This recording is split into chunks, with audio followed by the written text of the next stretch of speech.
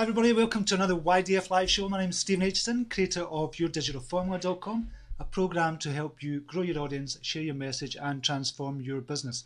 So welcome to the show today everybody.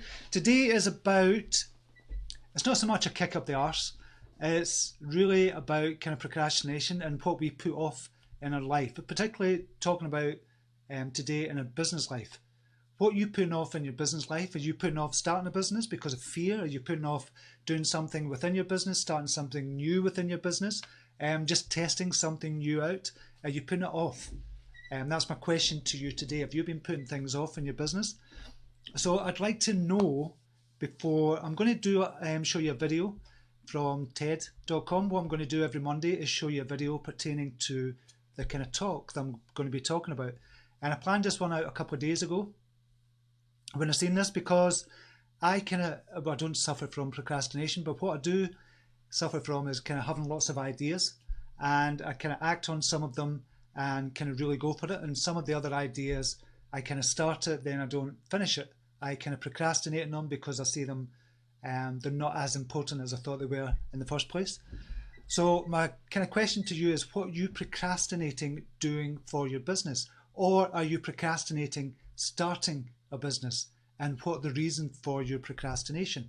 So that's my question to you today, before we go on. So what are you procrastinating in at the moment? Is there something holding you back from doing something? Or is there something that you're thinking about doing but you don't know whether to do it, maybe because of fear, or and you're just not getting into it, or you're just telling yourself you've not got the time? When people say, and I say it as well, when people say we've not got the time to do something, it means we're not prioritizing it, because we have got loads of time to do everything that we really want to do, but we have to kind of put priorities on it as well. So that's my question to you today. Leanne Marie is, yeah, I'm the same as you, with lots of ideas and not knowing which ideas to go with. The thing is to start with one idea, and that's from Leanne, as I said. So if you start with one idea and just go for it, if it doesn't work out, it's cool. You've not lost anything but a bit of your time. So you have to start something and just put something out there. Get your online business set up, get your Facebook page set up, join the YDF monthly program if you're not, if you don't really understand fully what to do online. Myself and Maria Flynn have a monthly YDF live training program. Join that as well, and that'll give you the kind of impetus to get started, and it'll give you the excitement, it'll give you the passion to get started for your business as well. If you're not kind of that into it, if you're not kind of joined the YDF program yet, I know there's a lot of YDFers here as well. Lisa Putnam is saying, "I worry about the money." You can start part-time. If you're working full-time just now, you can start something on the side part-time. This is how this all started, is with me doing it part-time to start with.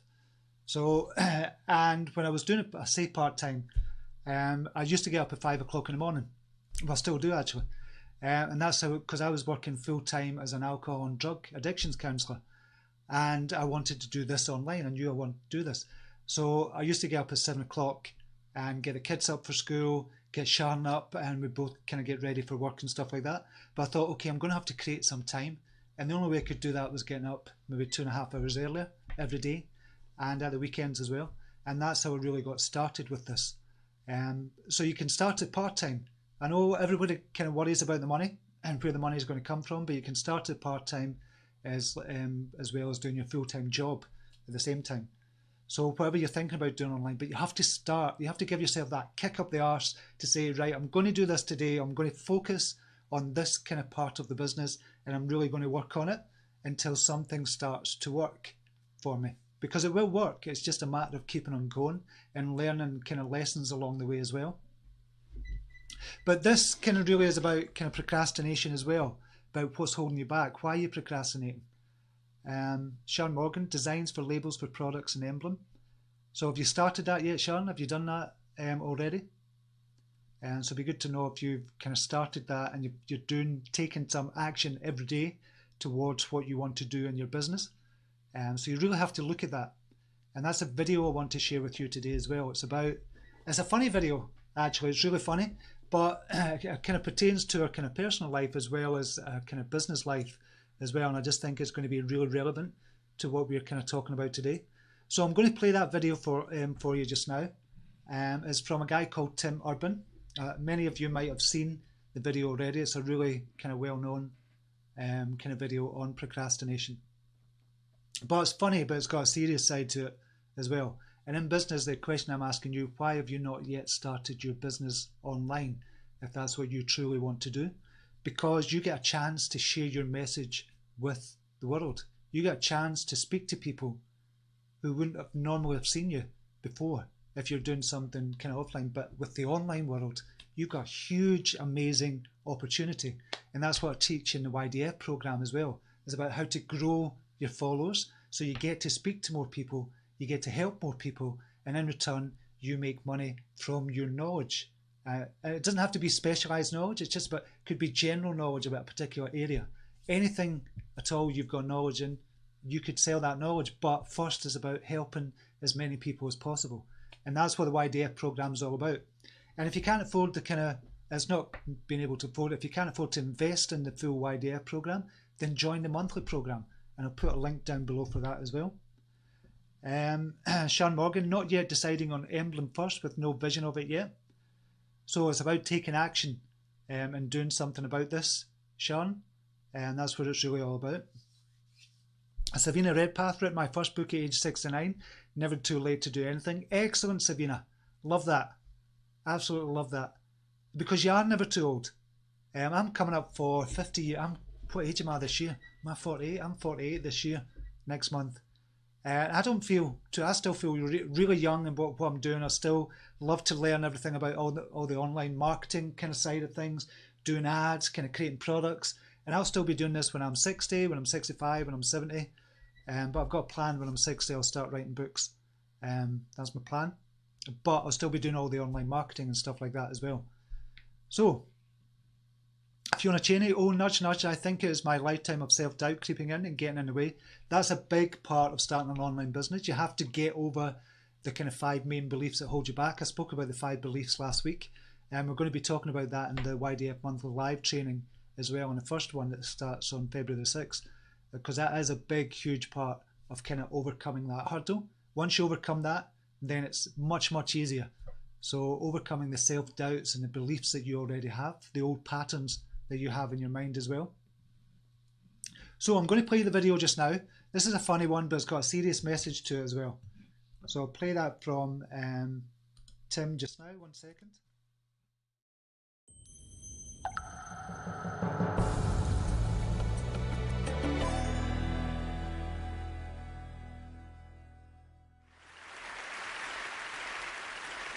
So in college, I was a government major, which means I had to write a lot of papers. Now, when a normal student writes a paper, they might spread the work out a little like this. So, you get started maybe a little slowly, but you get enough done in the first week that with some heavier days later on, everything gets done and things stay civil. And I would want to do that like that. That would be the plan. I would have it all ready to go, but then actually the paper would come along, and then I would kind of do this. And that would happen every single paper. But then came my 90-page senior thesis, a paper you're supposed to spend a year on. I knew for a paper like that, my normal workflow was not an option. It was way too big a project. So I planned things out, and I decided it kind of had to go something like this. This is how the year would go. So I'd start off light, and I'd bump it up in the middle months. And then at the end, I would kick it up into high gear. It's just like a little staircase. How hard could it be? Just walk up the stairs. No big deal, right? But then, funniest thing happened. Those first few months, they came and went, and I couldn't quite do stuff. So we had an awesome new revised plan. But then those middle months actually went by, and I didn't really write words. And so we were here. And then 2 months turned into 1 month, which turned into 2 weeks. And one day I woke up with 3 days until the deadline, still not having written a word. And so I did the only thing I could. I wrote 90 pages over 72 hours, pulling not 1 but 2 all-nighters. Humans are not supposed to pull 2 all-nighters. Sprinted across campus, dove in slow motion, and got it in just at the deadline. I thought that was the end of everything. But a week later, I get a call, and it's the school. And they say, "Is this Tim Urban?" And I say, "Yeah." And they say, "We need to talk about your thesis." And I say, "Okay." And they say, "It's the best one we've ever seen."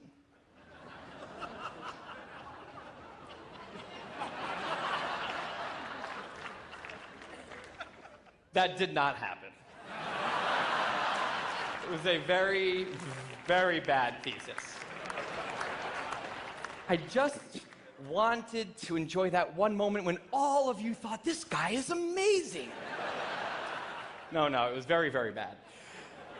Anyway, today I'm a writer, blogger guy. I write the blog Wait, But Why? And a couple of years ago, I decided to write about procrastination. My behavior has always perplexed the non-procrastinators around me, and I wanted to explain to the non-procrastinators of the world what goes on in the heads of procrastinators and why we are the way we are. Now, I had a hypothesis that the brains of procrastinators were actually different than the brains of other people. And to test this, I found an MRI lab that actually let me scan both my brain and the brain of a proven non-procrastinator, so I could compare them, and I actually brought them here to show you today, and I want you to take a look carefully to see if you can notice a difference. And I know that if you're not a trained brain expert, it's not that obvious, but just take a look, okay? So here's the brain of a non-procrastinator. Now, here's my brain.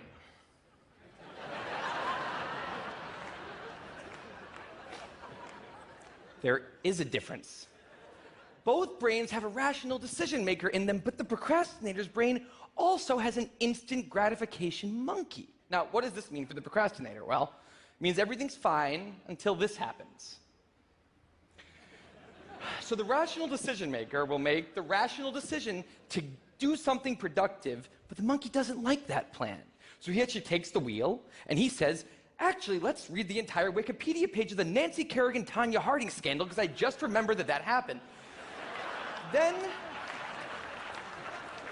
we're going to go over to the fridge. We're going to see if there's anything new in there since 10 minutes ago. After that, we're going to go on a YouTube spiral that starts with videos of Richard Feynman talking about magnets and ends much, much later with us watching interviews with Justin Bieber's mom. All of that's going to take a while, so we're not going to really have room on the schedule for any work today. Sorry. Now, what is going on here? The instant gratification monkey does not seem like a guy you want behind the wheel. He lives entirely in the present moment. He has no memory of the past, no knowledge of the future, and he only cares about two things: easy and fun. Now, in the animal world, that works fine. If you're a dog and you spend your whole life doing nothing other than easy and fun things, you're a huge success. And to the monkey, humans are just another animal species. He has to keep well slept, well fed, and propagating into the next generation, which in tribal times might have worked okay. But if you haven't noticed, now we're not in tribal times. We're in an advanced civilization, and the monkey does not know what that is, which is why we have another guy in our brain, the rational decision maker, who gives us the ability to do things no other animal can do. We can visualize the future. We can see the big picture. We can make long-term plans. And he wants to take all of that into account, and he wants to just have us do whatever makes sense to be doing right now. Now, sometimes it makes sense to be doing things that are easy and fun, like when you're having dinner or going to bed or enjoying well-earned leisure time. That's why there's an overlap. Sometimes they agree. But other times, it makes much more sense to be doing things that are harder and less pleasant for the sake of the big picture, and that's when we have a conflict. And for the procrastinator, that conflict tends to end a certain way every time, leaving him spending a lot of time in this orange zone, an easy and fun place that's entirely out of the make sense circle. I call it the dark playground. Now, the dark playground is a place that all of you procrastinators out there know very well. It's where leisure activities happen at times when leisure activities are not supposed to be happening. The fun you have in the dark playground isn't actually fun because it's completely unearned, and the air is filled with guilt, dread, anxiety, self-hatred, all those good procrastinator feelings. And the question is, in this situation, with the monkey behind the wheel, how does the procrastinator ever get himself over here to this blue zone, a less pleasant place, but where really important things happen? Well, turns out that the procrastinator has a guardian angel, someone who's always looking down on him and watching over him in his darkest moments, someone called the panic monster.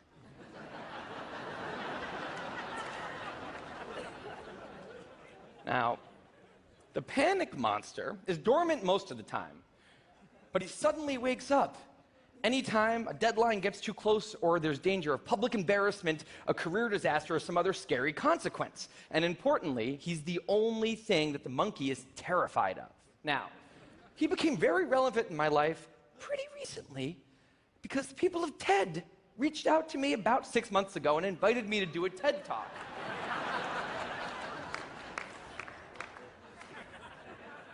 Now, of course, I said yes. It's always been a dream of mine to have done a TED Talk in the past.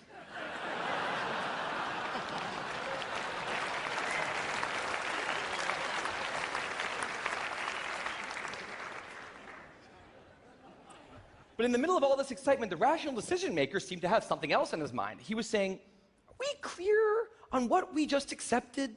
Do we get what's going to be now happening one day in the future? We need to sit down and work on this right now. And the monkey said, totally agree, but also let's just open Google Earth and let's zoom into the bottom of India, like 200 feet above the ground, and we're going to scroll up for 2.5 hours till we get to the top of the country so we can get a better feel for India.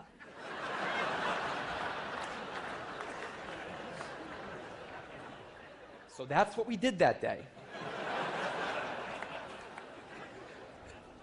As 6 months turned into 4, and then 2, and then 1, the people of TED decided to release the speakers. And I opened up the website, and there was my face staring right back at me, and guess who woke up? So the panic monster starts losing his mind, and a few seconds later, the whole system's in mayhem.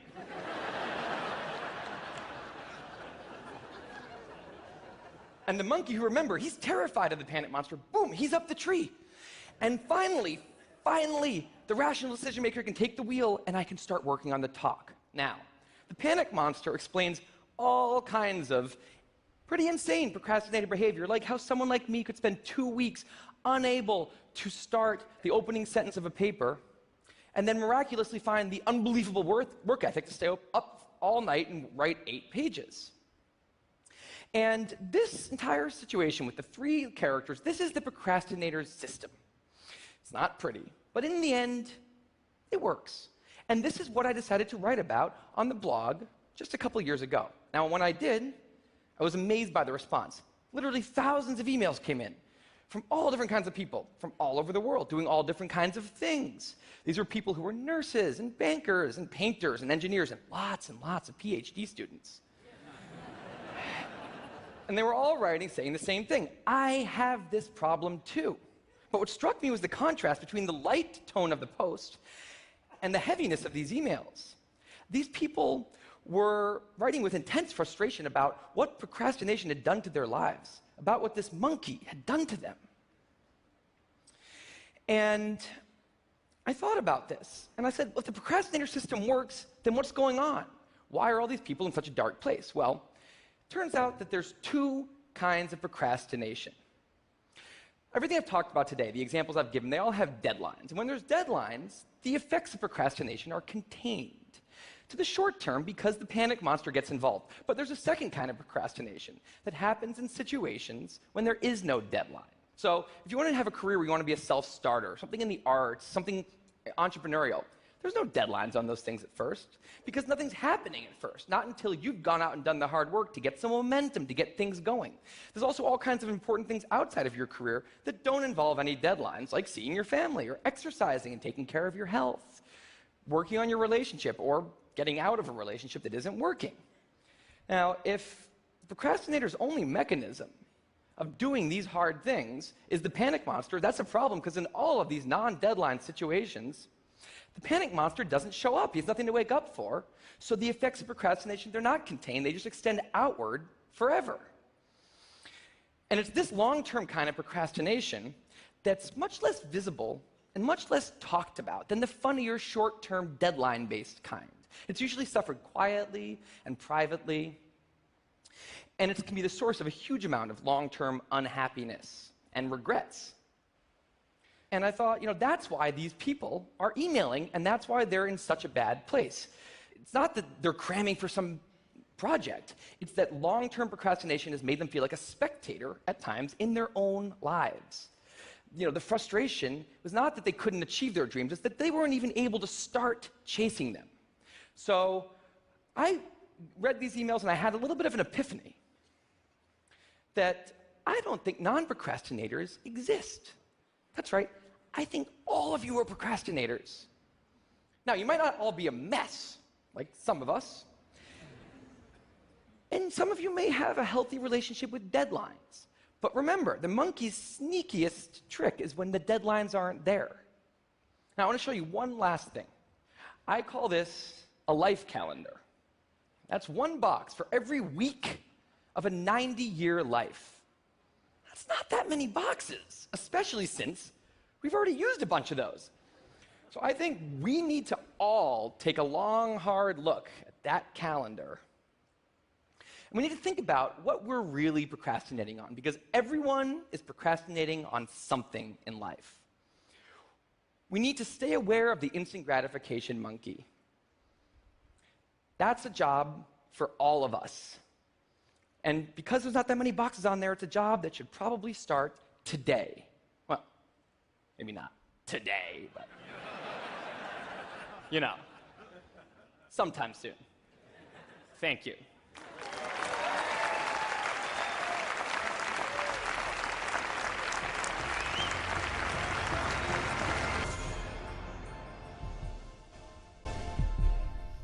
Hi and welcome back. I just thought that was a brilliant kind of video from Tim Urban, and I think it explains a lot of what we go through as budding entrepreneurs or budding kind of online business owners. And it just kind of struck me when I watched it again. I've watched it a couple of times, but when I watched it again the other day, I just thought that was kind of so me. And it's probably to a degree it is still so. I've got so many deadlines for everything that's going on in my business. We've got YDF Scotland coming up, which is going to be brilliant in June in Edinburgh. We've got a big event coming up there, so there's so many deadlines in that. There's deadlines for the kind of websites I've got to create, the sales pages I've got to create, and I kind of leave everything till last minute. I'm not brilliant at organising, I'm getting better, but thankfully I've got someone brilliant, Maria Flynn, who kind of keeps on top of things and kind of reminds me, you've got to do this, you've got to do this, you've got to do that, thinking shit, I've got to do that. So I'm so like that. I was like that at university when I was doing a psychology degree. The paper that he was talking about there, it just reminded me so much of me as well. And thankfully I'm much better and I can work towards kind of things before they get to that panic monster stage. But the thing that struck me about that was the end one, when there's no deadline, when you've got a dream to start an online business and you're not doing it because you're kind of using things to say, okay, I've not got enough money, what if I've not got enough time, what if it doesn't work out? If you let your dreams go, you're going to wake up when you're 90 years old at the end of that kind of box that Tim was showing there and say to yourself, shit, I wish I'd done it. I wish I'd started that online business I wanted to do. And that's what this is all about.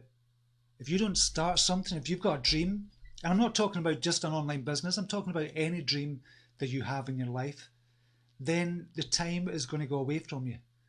Put a deadline on your dreams. And that's what was going to be the topic of today, putting a deadline on your dreams.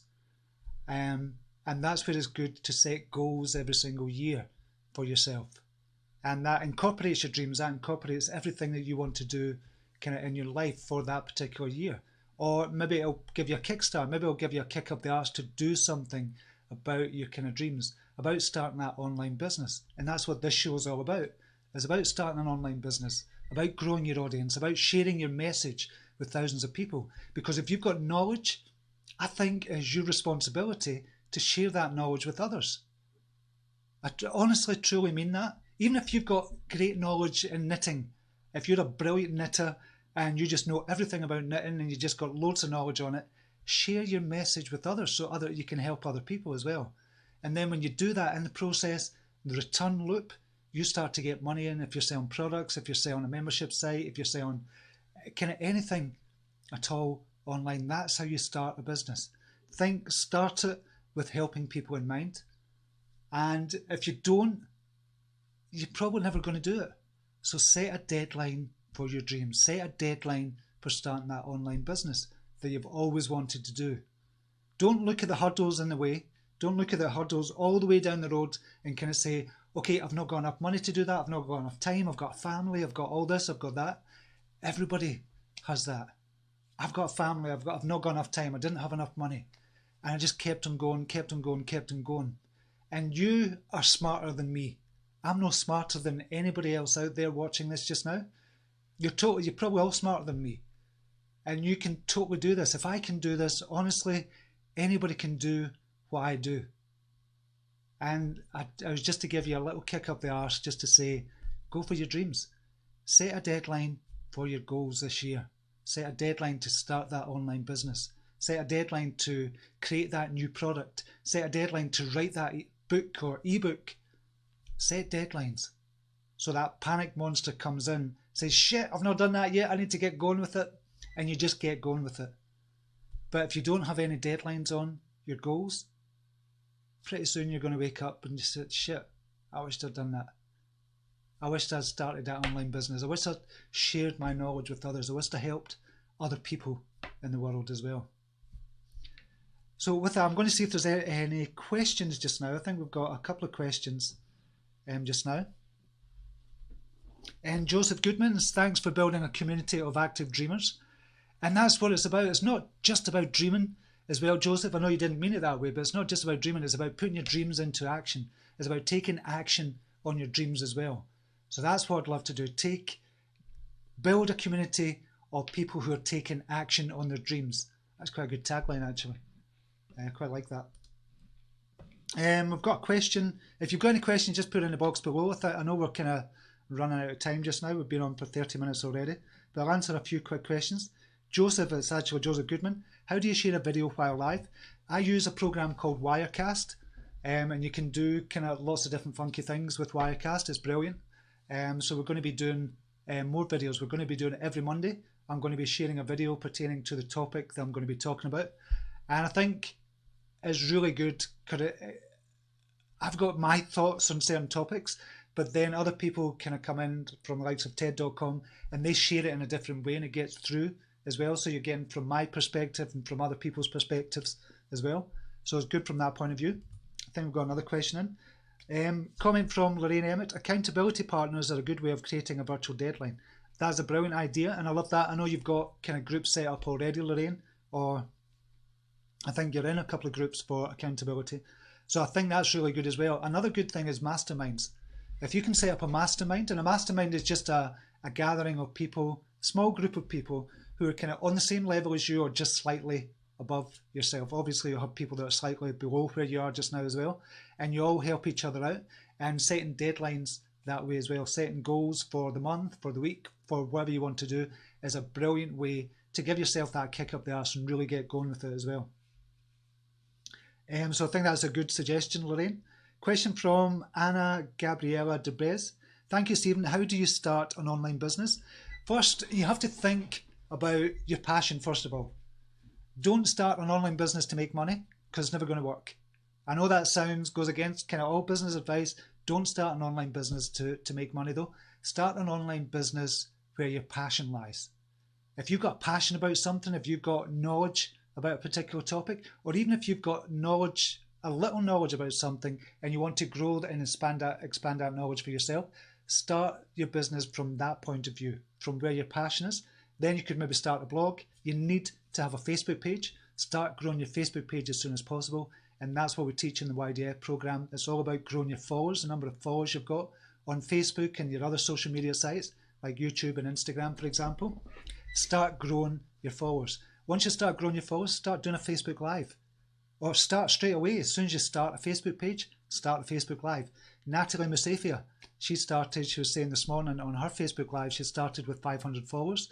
Now she's got, since joining the YDF program, she's got 14,000 followers and she's regularly getting hundreds of views on her Facebook Live shows. And she's not got a product. All Natalie, and I don't mean all, but what Natalie wants to do, she wants to make the world smile. That is what she wants to do. That's her goal, to make the world smile. And if you've ever seen one of her lives, you'll know that's exactly kind of what happens. You can't help but smile when Natalie's on when you see her live shows. She's brilliant. Same with Maria Flynn as well. Maria Flynn's now got 200,000 followers. She's got a Facebook Live show as well, which gets thousands of viewers every single day. She's got a show every single day as well, which is amazing. She's building kind of business from that platform as well. She's got Mojo Mastery as well with Lauren Jono. They've got a monthly program, a monthly live program, and Maria Flynn's doing a monthly live training with me as well on the YDF to help people like you start to think about growing your online business. So if you've not thought about it, if you've not started yet, join the YDF monthly program. It's a good way into the YDF full program. So you can graduate from the YDF monthly program and go into YDF, the full kind of program. And I'll put links down below for all of these as well, and to the TED Talk as well. I'll do that for you as well. Question from Brenda Claire Austin. How do you get into the right mindset to pitch? Believe in yourself. You've really got to believe in what you're pitching. If you don't believe in what you're pitching, it's going to be a shite pitch. Just being honest, it's not going to be a good pitch if you really truly don't believe in what you're pitching. So you have to believe in your pitch. You have to believe in what you're talking about.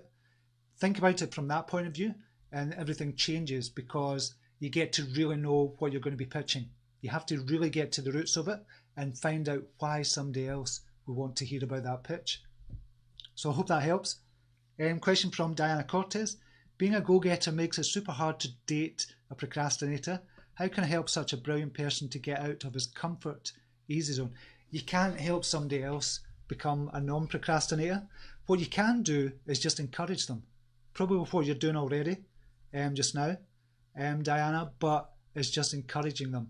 And also a good way to do it is show other people that are doing the thing that your kind of partner wants to do, or is thinking about doing, or is doing just now, and how they're making money from their online business. So show them examples of people who are doing it.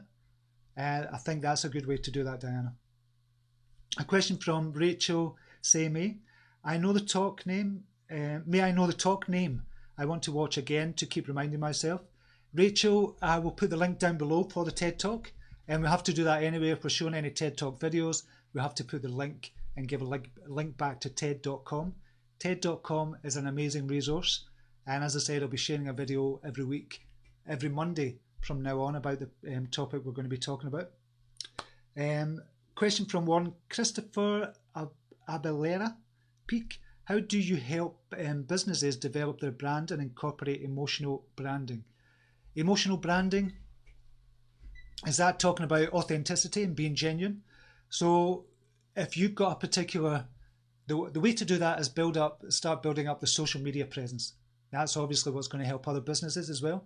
And kind of this is what I do. This is what I do for a living as well. I help other brands build up their pages as well. We've helped loads of kind of people. We've helped hundreds of people build up their brands. But you can't teach genuineness and authenticity. What you can show the others or show businesses is how to have a front man or a front woman who's going to be the face of that brand. So I think that's a good way to start as well. If you've got somebody who's the face of the brand, or if you've not got somebody who's the face of the brand, show behind the scenes of the team working and what your brand is all about. So although you say emotional branding, I'm presuming you're talking about kind of being genuine and authentic and kind of being real. So you can go behind the scenes and do kind of live shows as well, talk about your kind of products or the brand itself and what it's all about. Give the story of the brand as well. People want to know the story behind the brand because people can spot a mile away somebody who's just trying to sell them something all the time and they quickly turn off. But if you've got a genuine conversation going, if you've got a genuine story that you can share and have a conversation with people about that story and about how you can help them in some way, then that's when things start to happen for you. So I hope that helps, Warren. Sean Dickinson, question, what's a good time or day evening to do a live video? It really depends. It's good about testing. Natalie Musafia, who was talking about today, she does it at 6:30 in the morning, every morning, GMT time, when most of the kind of Americans are not going to be up. The American kind of side are not going to be up because it's about 1 o'clock in the morning. On the West Coast is about 11 p.m. at night. So most of them are not going to be up. But she does the live show at 6:30 in the morning. But it's good to test it out because what happens is the American market can watch the replay. So you've always got the replay there for showing the kind of American market or the markets you kind of miss. I do mine at 2 p.m. because I get the kind of morning American market, I get the UK market, get the European market, and to a degree the Australasian market as well. So I would test it. I would definitely test it out. Depends on the market you want to go for as well. If it's purely kind of the American market, then do it later on at night. If it's purely for the British market, then do it maybe in the afternoon, 1 o'clock in the afternoon or something. But a good way to do it, test it. See what happens when you test it for your lives. Joseph Goodman, do you lose credibility when you monetize your message? If you do it in a salesy way, like if I was coming on every day and just talking about YDF Monthly or Your Digital Formula or YDF Scotland or Positive Life Affirmations, if that's all I was doing, people spot that a mile away and they just turn off very, very quickly. But if you can share your knowledge at the same time, so if I've kind of shared some knowledge today and given you something to think about and give you an aha moment, you can sell subtly. It's called subtle marketing. So I've mentioned a couple of times about YDF Monthly and kind of YDF Scotland and the Your Digital Formula program. And all I've said is I've just put links down below. Subtle marketing. As long as you're giving information and good information to somebody, you can sell all day, kind of every day, if you're using subtle marketing techniques. Because you're genuine, because you're authentic, people kind of want to get to know you. They want to get to know more about you. So they'll probably Google you first of all and see who you are, see what you're all about. They'll see some videos of yours as well, and then they'll kind of decide. But when you've got live interaction like this, Joseph, that's when the magic starts to happen, because people want to be a part of what you're doing. They want to be a part of your tribe, and that's what the Facebook Lives are all about. So I hope that helps, Joseph. Last question, Delisa Sarime, do you need to spend loads on advertising to get followers on social media? No, not at all. I've got another page at CYT that's got 3.2 million followers, not 3.5 million, 3.2 million followers. And mostly I spent a lot of money at the beginning trying to build up, like everybody says you have to advertise. Then I realized you don't have to advertise at all. It's going to be slower for you if you don't advertise, and you're going to have to advertise in the future once you start making money, but you don't have to spend money to build up your social media following. What you do have to do, think about your content. It's all about the content. It's all about your knowledge and what knowledge you're giving out to others. And if you can make somebody have an aha moment, just thinking, I didn't realize that, then they're going to sit up and take notice of you. So it's all about your content on social media. It's not about just getting followers. Getting followers, 3.2 million followers. If I went to a publisher just now to publish a book and they seen I had 3.2 million followers, I'm sure I would get a publishing contract if I had a good enough pitch. But because I've got 3.2 million followers, it looks fantastic for social proof. But it's that engagement you get as well, and that's what we teach you Your Digital Formula. It's about growing your followers and getting the engagement as well, sharing your message in a heartfelt and genuine way. So if you can do that, you've got the recipe for a brilliant, brilliant kind of online business. So I hope that helps, Delisa. Joseph Goodman saying subtle, awesome, thanks. And that's all it takes, Joseph. It's just subtle marketing. Honestly, it's what's transformed my business as well. Susan Jackman, content is king. Rachel is saying, is it going to be a huge risk to chase your dream instead of working like a cow? People say the reality is just you need to work even though you don't like your job, only for a living. No. If you do that for the rest of your life, you're going to be unhappy for the rest of your life. If you follow your dream and start something, even part-time, Rachel, then you're going to be a lot happier.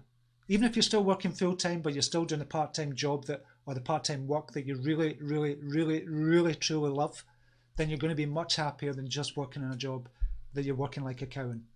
Trust me, honestly, chase your dream, go for it. I say that to everybody.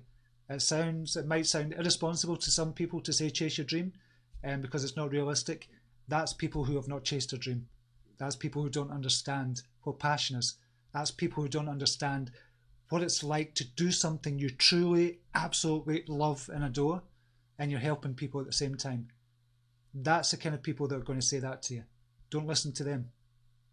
Just listen to your heart and just go for it. because that's what's going to help you in the long run. And trust me, you're going to be a shitload happier than working for somebody else. With that, I think that was a good message to leave on. With that, I'm going to leave it just now and say thank you very much. If you enjoyed this video, share it with your friends and family or people you think is going to help. And thank you for all the hearts and the comments and the questions. I really, really appreciate you. It's been a good one today. Really enjoyed today. So thank you very much again, and I'll see you tomorrow at the same time. Namaste. Take care. Bye now.